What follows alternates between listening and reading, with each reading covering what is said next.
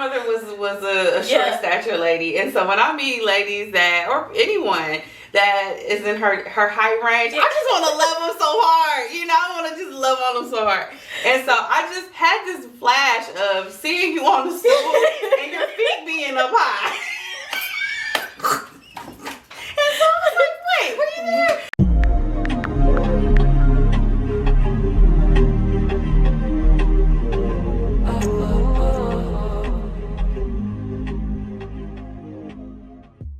So hello everyone, we are here again. What week are we in? I think we're week 4. 4? I think it's 4. It might be week 3 or 4. It's either 3 or 4. I think it's 4. I think it's 4. Because we started on the It's week 3. It's week 3. We did intro orientation. 1 and 2. And then we did our mentor matchup. Yes. And then this week we did 3 and 4. Okay. Which was all about our business model canvas. Yes, I love. Did you enjoy that? I love business model canvases. Okay. And I love the part that it's fluid. Yeah. It grows with you and you think of stuff and you go back and you. I have a business model canvas that I did very early in Gourmet Girl's life. I met with Lauren when she was with ECDI. Yeah. And she taught me about business canvas model. I'm gonna keep remixing it. Business model BMC. canvas, business canvas model, but yeah. Business canvas. I might have written it. Anywho, I did it and I still use it, and it's very helpful. I wrote down business model canvas. Model canvas. Anyway, I love it because it really is a living document. It is. So that is my favorite thing. So I was so ecstatic to see that we would be creating one for KneadED. So yeah, but before we get all the way into this, let's introduce ourselves. I think that we haven't really, we assume that everyone knows us because we are so great to know. But let's dive into who we are. Just really quickly, and where we came from, and how we came to be into this thing we're calling KneadED. That is very needed. So, you want to go first? I am Chef Saidah Farrell, and I'm the CEO and founder of Olivia Rose Confections. And so, KneadED for me really started 12 years ago. Because I had like the community bake shop, the Olivia Rose community bake shop. And so I think I had about like 7 or 8 bakers that were there, but I was totally uncapitalized. and so I shuttered that really quickly. But that was something I still wanted, was like this community bake shop where we can all come together and bake. And then, we met and became fast friends. And I was like, and I saw that sea change. And I'm like, how do we figure out this, having this social enterprise? And so I was like, hey, you want to do this with me? Because I'm always doing stuff by myself. And one thing about doing it by yourself, like, it's not just about the fact that you have to do everything. It's also the accountability piece. Yeah. Like, if I don't want to get up today, I don't want to get up today. So if I know that I got to get up for you and show up for you, it makes a difference for me too. Yeah. But I will stay in the bed. Me too. Listen here. One of my favorite, eating, sleeping, or like eating. So I love a good nap or a cozy time. Yeah. But who are you? So I am Adenike Harper. I'm owner and chef, CEO, artist. She has me switching up my title. I have to be more official and say I'm a CEO and founder. Yeah. But yeah, so I am Gourmet Girl Custom Cakes. I have been Gourmet Girl for 12 years this year. And I have been making wedding cakes and special occasion cakes for almost 20 years this year. So I started before I was 16, but I made my first wedding cake when I was 16 years old. Crazy. Yeah. And it was cute for then. It was cute for my ability level at the time. I will never show you my cakes. Yes, you will. It's going to be fun. Well, it'll be a whole exercise. But yeah, so I'm Gourmet Girl. I specialize in telling stories with sugar. So it's very important to me to highlight what makes someone unique, and not just create a gourmet, gorgeous creation, but really to celebrate people. I started Gourmet Girl by mistake. It sounds so weird, but it's true. After my mother passed away, and baking served as a therapy, in addition to prayer and getting closer to God. Yeah. But it really was almost like an occupational therapy for me, and it allowed me to kind of walk through the kitchen with my mom and kind of have her with me without her being with me. And so it turned into its own thing. Yeah. I was on my way to medical school, and then I was like, skit. And as crazy as it was in my mind, and even now it's kind of wild that I did that, but it was something that felt so right. Yeah. And God really has sent me amazing people. You are absolutely one of them along this journey. And so, that's how I got to be here. Yeah. Then I met you, and we started comparing notes and talking, and I was like, I know you. Yeah. I realized I had known her for much longer than we knew each other. That's crazy. I knew your bakery, and it's weird because I hadn't ever been inside the bakery, but my brother was there almost every day, and I ate the pastries every day, and they were amazing. Oh my God, everything was amazing. And we conversed online. Yeah. And then that story kind of catapults forward. Yeah. And we didn't realize we were on a panel together. This is a wild one. Insert picture. I will show you this picture. It is crazy. This is wild. I was like, wait, were you at that event at Tri-C a couple years ago? Even before that. So last week I was complaining about the fact that mentor didn't remember me, right? I had to remind him, like, hey, do you remember me? That was so fun. I was like, I don't think he does. But that's okay, sometimes my memory is a little bad. But sometimes out of context, people don't remember you. So I understand. I'm Tony sometimes. So I can't talk. But my name's Saidah, like, that's not a name to forget. But it's okay. I was just like, how are you not going to remember me? My name's Saidah. And then you're like, hey, were you on this Google panel? And I'm like, yeah, but you weren't. In my mind, I was like, this is going to sound y'all. So just TMI a little bit. And it's like a good TMI, but I love petite people. And I know I have to be careful calling people petite. Some people don't like it. But my grandmother was a short stature lady. And so when I meet ladies or anyone that is in her height range, I just want to love them so hard. I want to just love on them so hard. And so I just had this flash of seeing you on the stool and your feet being up high. And so I was like, wait, what are you doing? So that's messed up, but that's what the trigger was. So I went to my phone and I just typed in Google, because I keep all of my photos of events and stuff like that, and boom, that picture just showed up, Adenike and Saidah, and I'm like, I'm fussing about somebody not knowing my name, and like, I didn't remember somebody every day and didn't remember each other on that panel. That's terrible. I love it. But I love that it's we were ships passing in the night. Yeah. And when we finally came together, it was like so on time and just the alignment was there. And so sometimes people say God is preparing you for what's next, right? So like you had to get ready to be here this day, and I had to get ready to be, or we just weren't paying attention. Right. And that happens to me a lot though, and I know it's God when it happens. Like that's how I met Sheen. The day I met my husband. We didn't know it until later, and we compared notes. But I had been at several events that he had been at, and we never met at those events. And so I love that. Those are signs, So so I am excited. This week was really good. All of the weeks have been really good. This week was exceptional for me. So we had a virtual meeting. So this needed. Sea Change, we have in-person events and then or meetups or classes, I guess.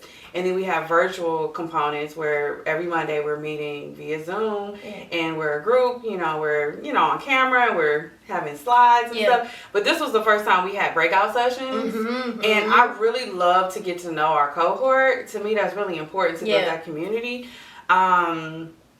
And get feedback on this thing. It was really good. And I at first I was gonna ask them to put us in the same group, but then I was glad they did. I was really glad that we were separated from each other. Because we got double of it. Yeah. We were able to really stretch it. Yeah. You know, and see what people thought everywhere. And because we have like the 2 initiatives, you were able to focus on your initiative and I was able to focus on my initiative. So then that way, because I think if we were in the same room, we probably would have just been able looking at it from like one angle. Yeah. You know, or the overall angle. So that was really good. So the business model canvas, like, did you have any aha moments when they were going over the business model canvas?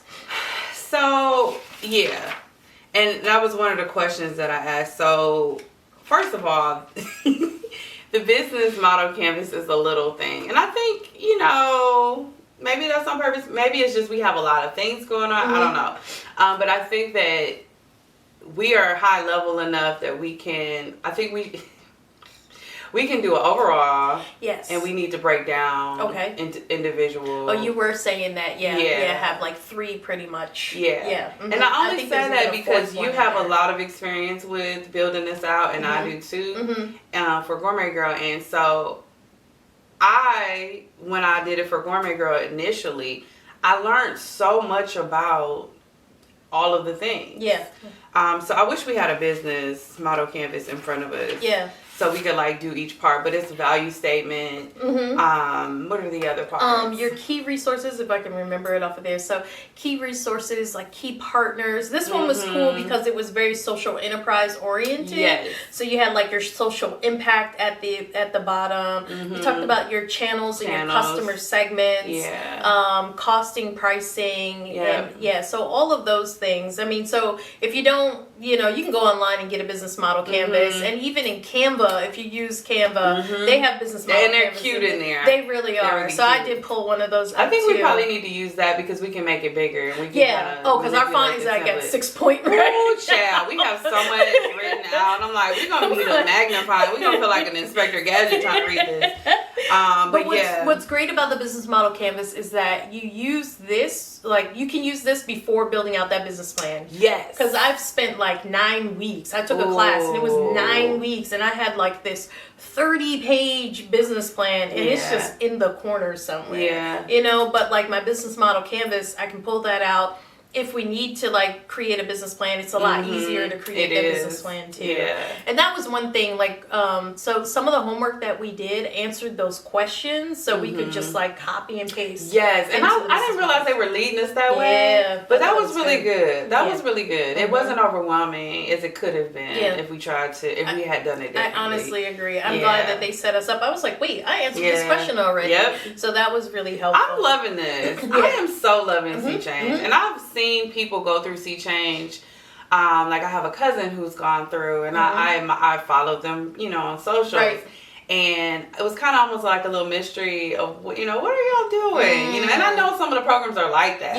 Yeah. Like Impact was kind of like that. We're like, what are you doing? But now that we're in it, I'm just like, I just feel like we're blooming. You know, like we're this flower. Absolutely. We're just like gonna at the end have this amazing thing that works. I completely agree, because with Olivia Rose Confections, I started it. I thought I was ready, but I really wasn't ready. Okay. And then when I had Marshmallow of the Month Club, I started with a product. And so when it turned into a business, I'm like riding the bicycle and building it at the same time. Absolutely. You know, so I really love that we're just like starting from scratch, even though we've implemented our initiatives, but we're really not like, hey, let's just go get a building and get started right now. Yeah. It's really like, what is the foundation for everything, so that when we do have the money, we can just run. Absolutely. Just run. Give me one high takeaway from Business Model Canvas. One takeaway. Yeah. Oh. I feel the pressure. One takeaway. Okay, well, I guess the most obvious for me is that I want to go back and do it again now. Okay. I want to go, and not completely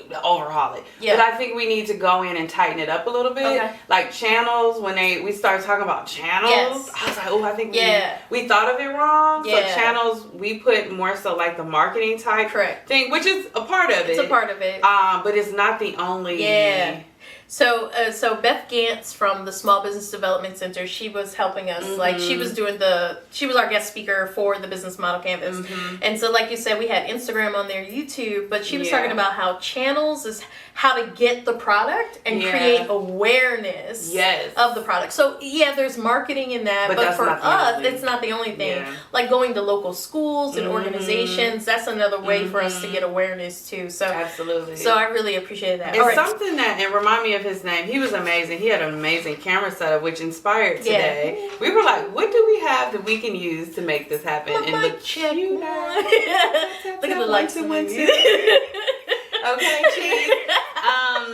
But what was his name? I forget. Adam Morris. Right? Adam Morris. Yeah, Adam Morris. Oh, Adam, if you watch this, I just want to shout you out again and say you have an amazing camera setup. He's a photographer, so naturally he would. But he said something. Someone asked a question. I think it might have been you that asked the question. But his answer to the question was, well, basically, we get to the end of this testing period. Yeah. So right now we are testing. We are thinking of our you jumping ahead though. You jumping ahead. Sorry. Cut. Anyway, like when I did a piece of cake last year, I let her know I was just buying so much stuff, and she was like, "What are you doing?" Yeah. And I was like, "Oh yeah, I'm doing this camp for kids." She gave me a lot of things as donated. Yeah.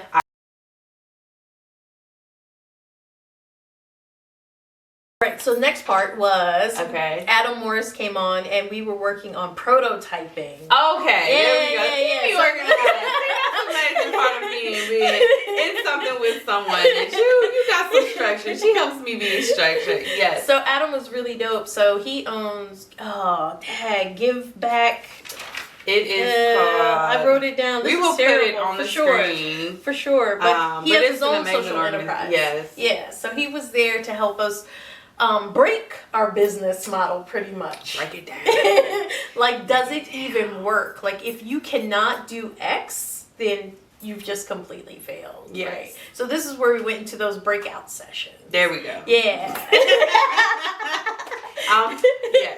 So we had to make an assumption. So what was the assumption that you made about KneadED? Good job. Good. Thank you. I really do appreciate you, y'all. No, I appreciate this lady. Okay, so my assumption was that a baker will, even in the atmosphere that I've experienced and that I hear from my fellow bakers, this competitive air that exists. Yeah.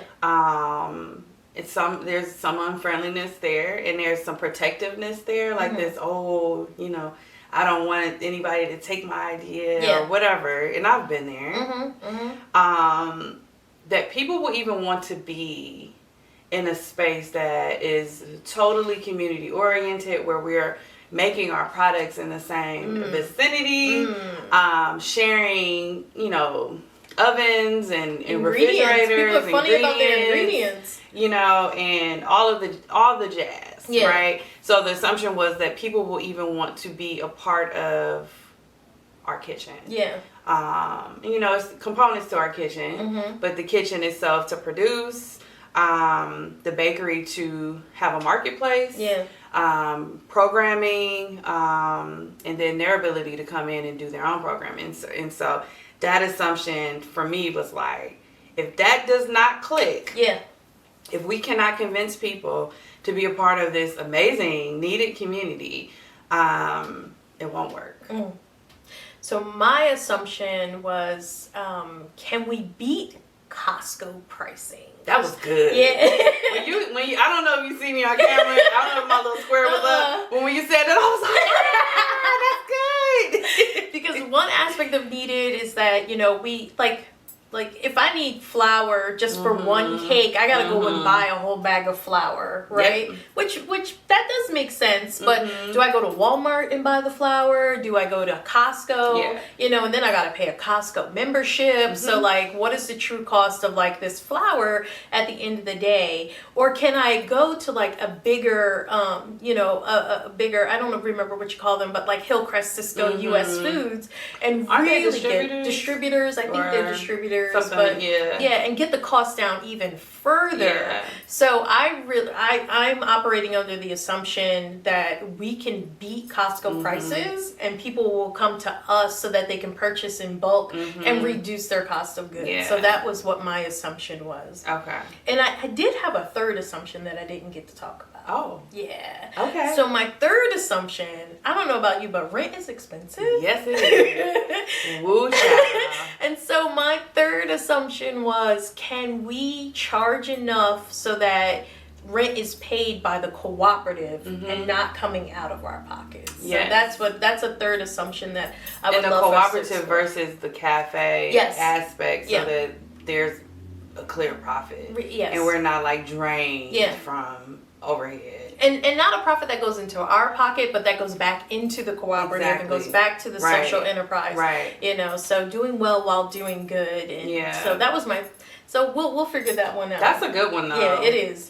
That's a really good one. I'm like, toot. It is. Because my concern is I don't want it to, so let's say it's 4 people. We have a solid crew of a community of 4 people that are always there. Yeah. You know, how do we avoid, and of course we want as many people, but how do we ensure that we don't feel the strain of who's there and who's not there, if that makes sense? Or does that even exist? Right. Is that even something that we cannot deal with, if that makes sense? Yeah, I think there's going to be some highs and lows. Like holiday season is definitely going to be packed up in there. Yeah. But then farmers market season too. So I think we have a run from April to December. I just think the first part of the year will be, because for me, let's take vacation. Where we going? No, that's true. And we do need to build that in. So okay. For sure. No, that's good. For sure. That's good. So the next part to making the assumption, now we got to test the assumption. Yes. So, I mean, you had your idea for testing it, and then I was in the background like, hey. Yeah, we be having all the conversations and going. I'm like, what if we just go bombard people? Yeah. Like, hey, what do you think about this idea? With our whisk. With our whisk. People are loving this whisk, so if you love this whisk setup, listen, I am feeling the whisk. The whisks are so here to stay. Like, we are so invested in these whisks.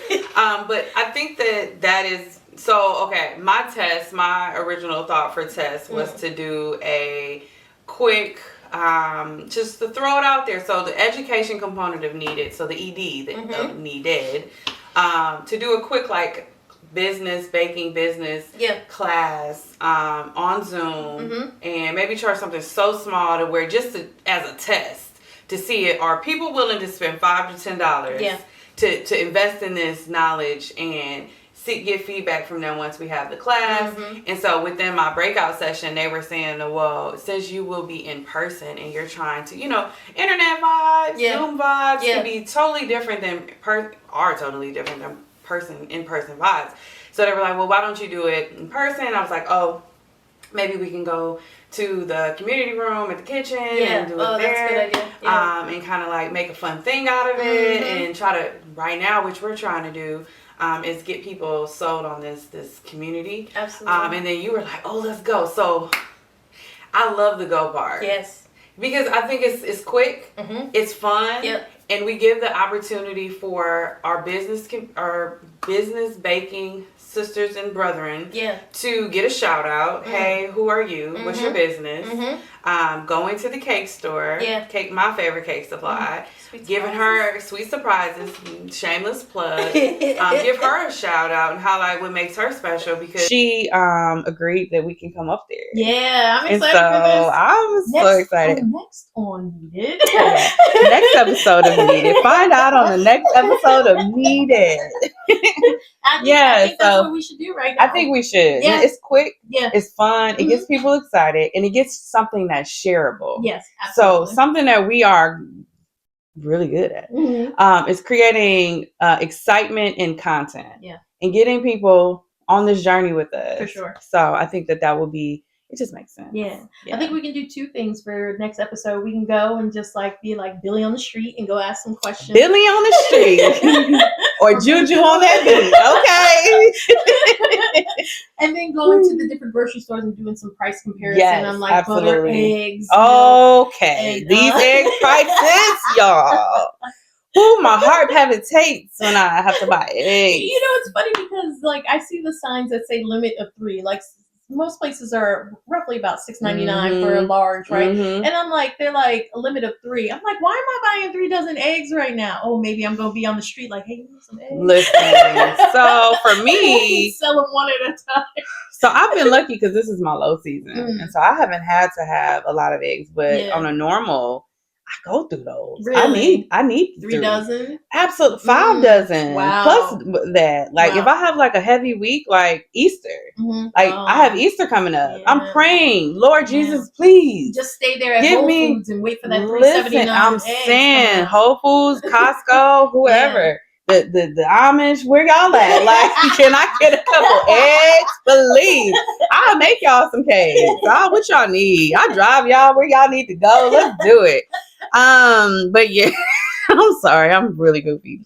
But yeah, so egg prices, for sure. But it's such a,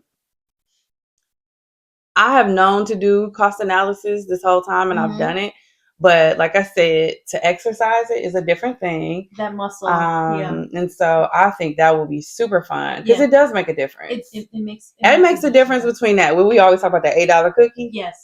Yes. Oh, it went from $7 to $8. Yeah. Oh, is it $7? It was a $7. That $7 cookie, y'all. $70 pound. That now listen, and the thing about it is, I have to charge $70 for that pound cake. Now, if I was to do the pound cake without the toppings, I could do a $65 pound cake, but that's not what the people want. If I was to say, hey, y'all want this y'all want this naked pound cake? I didn't put no glaze. I didn't put the whipped cream. I didn't put the beautiful placement of fresh fruit and the cute box and the beautiful label and the ribbon. I just noticed your headpiece. I'm just like, it's just so you.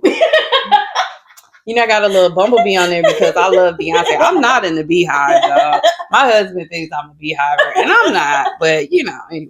But, yeah, so that would be fun. Yeah. But, I mean, and so this is another episode where I really want to talk to you about pricing. Okay. Because you're an artist when it comes to your cakes. And so it's not just the ingredients. It's the time. And, like, I watch you, and I don't want to keep talking about this because I got a you got your little notebook. I got a whole notebook of like what I really want to talk to when someone is a cake decorator, because people look at it like, oh, I'm just paying for the ingredients that went into it. But I have watched you, like I've been like, what is she doing? And like, and that's the part that you've seen. Yeah. So I am a sugar storyteller, and I don't take that lightly. And I think what kind of it doesn't kind of set me apart. I think that most cake people consider themselves artists because they are. They make beautiful. I admire my fellow cake artists. Like, y'all make some beautiful things in Cleveland. Like, we have a lot of talent in Cleveland. But when I say I put so much time into the artistry part of it, like the thoughtfulness, like I sometimes will marinate on a cake for weeks. And that's investigating the person. I hate to say that. But getting to know the person. Because I really want to do we'll do it later. But it's a lot of time that I spend. And it's something that is super important to me that I'm not going to not do that. Because I just can't. It's part of who you are. It's part of that. Part of what makes Gourmet Girl Cake. Custom cakes. Gourmet Girl Custom But we'll get to that. I won't give up too much tea. But that's really good. Really good. So week 3 is in the bag. I'm looking forward to next week. And so what's our outro? Now we need what's our outro? No, I don't know. I don't know what our outro will be. Y'all really our KneadED community, y'all are super, super, super getting us raw, uncut. We are figuring this thing out together, and y'all are the together with us. You are joining us very much on this journey. I hope you have fun with us because we're having fun. So we'll maybe, we'll figure out our outro. But I hope that you all, listen, stay tuned Follow on all of our channels. So we have Instagram. We have a YouTube, y'all. Let's go. YouTube, and we have LinkedIn. So, stay tuned. You can follow our individual pages, but everything will be cross-post. So. Absolutely. Oh, this was fun. I had a good time. I had a great time. So, see you next time.